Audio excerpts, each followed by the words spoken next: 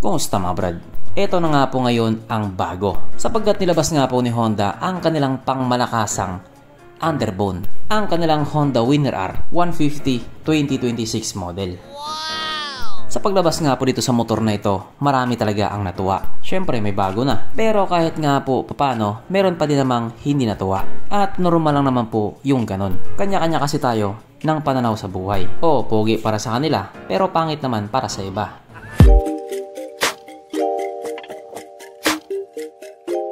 Pero syempre bago tayo magpatuloy, kung bago ka pa lamang napadpad dito sa aking walang kwentang channel, huwag ka na mag-subscribe. So yun na nga, marami nga po ang nagulat sa biglaang paglabas ni Honda ng bagong underbone. Pero sa totoo lang, hindi naman po yan biglaan.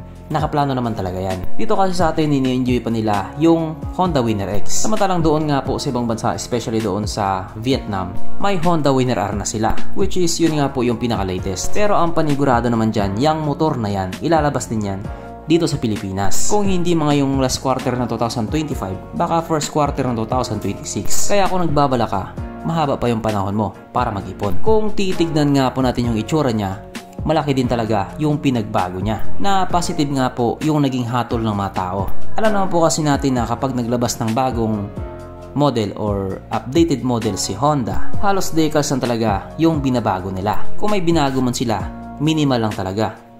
Minimal talaga. Katulad na doon sa Honda Click 125, ganun pa rin yung itsura niya. Yung kalalabas lang na Honda EDV 160, halos ganun pa rin yung itsura niya. Pero dito nga po sa bagong underbone nila, hindi lang basta pangalan yung binago sa kanya. Talagang binago din nila yung pagmumukha niya. Nung nalabas nga po ito doon sa Vietnam, talagang natuwa po yung mga Vietnamese. At talagang na-appreciate nga po nila yung bagong design niya. Kaya ang hatol ng mga tao doon, aprobado talaga. Goods na goods. Samantalang dito sa atin yung mga walang pambili, sila pa yung panay-reklamo. Kesyo ang pangit daw. Ganun pa din naman daw yung makina. Nagmukha daw made in China. Kasi daw kamukha na daw ito doon sa isang motor na underbone na made in China, na ito nga po yung itsura. Para sa akin, sa biglaang tingin, medyo may konti. Pero kasi itong bagong Honda Winner R nga po ay inspired doon sa Honda CBR 1000 Triple R. Kaya nga hindi na siya Winner X, Winner R na siya. Kung para nga po sa iba nagmukhang made in China yung datingan niya, para sa akin naman parang hindi naman. Para sa akin nagmukha siyang pang truck.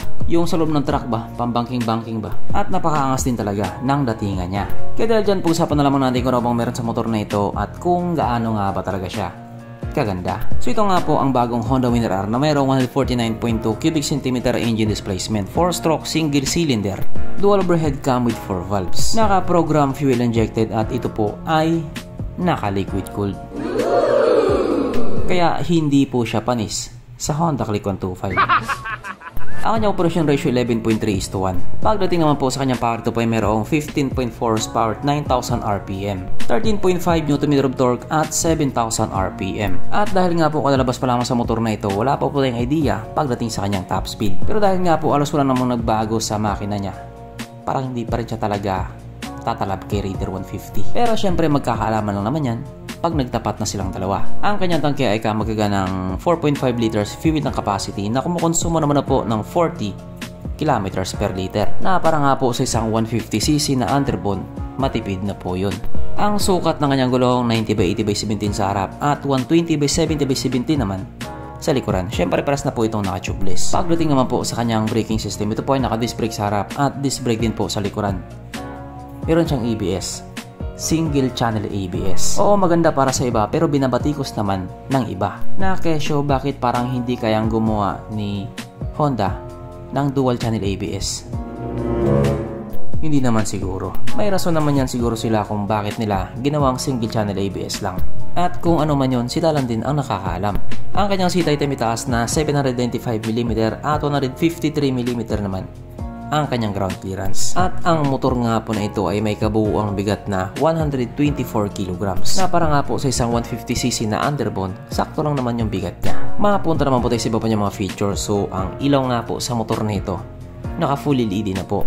At speaking of ilaw nga po, kung makikita nga po ninyo, ibang-iba na talaga yung design ng ilaw niya. Katulad nga po na sinabi ko kanina, ito po ay inspired doon sa CBR 1000 Triple R. Na kapag nakaharap nga po siya, parang napakaangas talaga niya. At medyo bumalaki na rin siya ng konti. Ang kanyang gauge panel, kung makikita nga po ninyo, halos ganun pa rin doon sa nauna. Naka-digital pa rin siya. Ganun na rin talaga siguro yung trademark nila. Syempre ito po ay naka-keyless na rin. Pero may variant po na disusi lang. At may mga variant din po sila na hindi naka-ABS. Yun yung variant ng mga matatapang. At hindi nga po mawala sa motor na ito ang kanyang USB charging port. Na para kahit saan ka nga po magpunta, hindi ka na mangangamba na baka malubat yung cellphone mo kasi nga manonood ka pa ng Cornhub. At oo nga pala, equipa din naman ito ng assist and sleeper clutch. Na dati nga po, yung feature na yan makikita lang natin doon sa mga big bikes. Kaso lang katulad nga po sa mga bagong motor ngayon or sa mga bagong underbone ngayon, wala na rin po itong kickstart. Pero wait, kasi kung ikukumpara naman doon sa mga scooter na walang kickstart, mas okay na itong underbone na walang kickstart. Ito kasi pwede mo pa siyang itulak tapos sabay tapakan mo yung cambio niya, aandar lang naman siya. Unlike doon sa mga scooter na walang kickstart, magtutulak ka lang talaga. Pero dito kahit walang kickstart to, hindi ka magtutulak dito. Sapagkat nandito na nga po tayo sa exciting na part, ang kanyang mga suspension. So sa harapang bahagi nga po ito ay ginamitan ng telescopic fork. At sa likuran naman ito po ay gumagamit ng monoshock. Na ayon nga po sa mga taong nakagamit sa motor na ito, maganda ang bounce.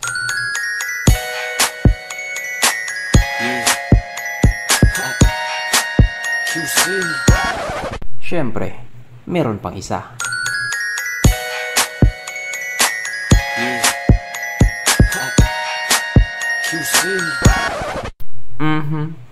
Panigurado. Wala na namang nalungkot. At dahil wala nga pong nalungkot, alam na po natin kung present nga ba sa motor na ito yung tatlong pinaka-importanting features. So, una na nga po dito ang kanyang lagayan ng stallion at nakakalungkot mang sabihin, wala siyang ganon. Wala siyang lagayan ng stallion.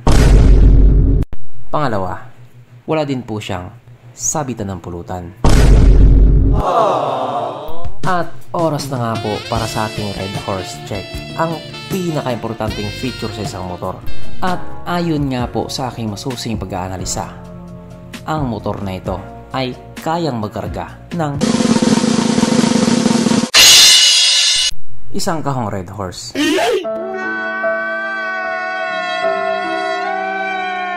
So therefore, ang motor na ito ay hindi pala recommended. At ito nga po ang tanong ngayon, magkano ito doon sa Vietnam? So yung kanila nga pong pinaka-top variant ay may presyong 50,560,000 Vietnamese dong. Na kung i-convert nga po natin into Philippine peso, ito po ay papatak lamang ng 109,000 pesos. Wow! Doon lang sa kanila yon. Kasi pag dinala niya sa Pilipinas, panigurado lulubo pa yung presyo niyan. Siyempre, lalagyan pa yan ng tax, tapos papatungan pa yan ng mga kamuting ahente. Baka nakakalimutan nyo, Brad, nasa Pilipinas tayo. Ang bansa na sobrang daming kurakot. Sana maglahaw na sila. So hanggang dito na lang muna mga Brad, kung may gusto kong sabihin or gustong idagdag doon sa mga sinabi ko, mag-comment ka na lang sa baba. Okay, bye!